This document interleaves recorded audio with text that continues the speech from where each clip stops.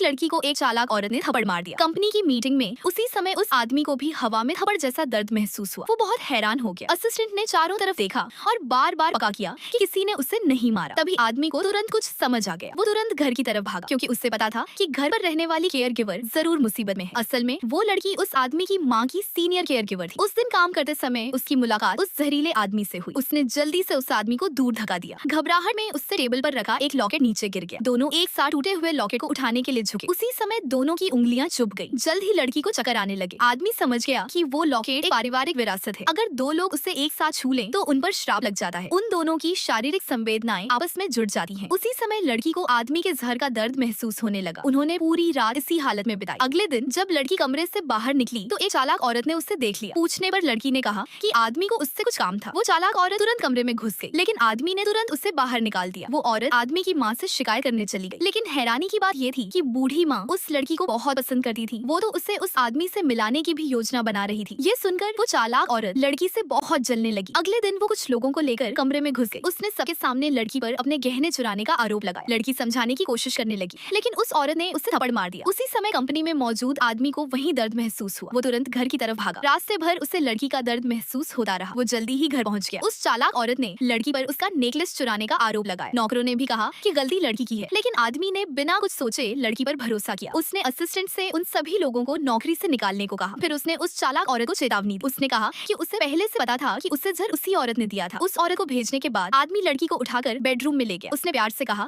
कि अब से वो खुद को सुरक्षित रखे और अगर कुछ भी हो तो उसे तुरंत संपर्क करे। जब लड़की ने देखा कि आदमी भी घायल है तो उसने पूछा कि अगर वो खतरे में हुआ तो वो क्या करेगी। ये सुनकर आदमी बहुत भावुक हो गया। उसे महसूस हुआ कि शायद उससे उस लड़की से प्यार हो गया है। आगे का पार्ट देखने के लिए चैनल को सब्सक्राइब और वीडियो को लाइक करें।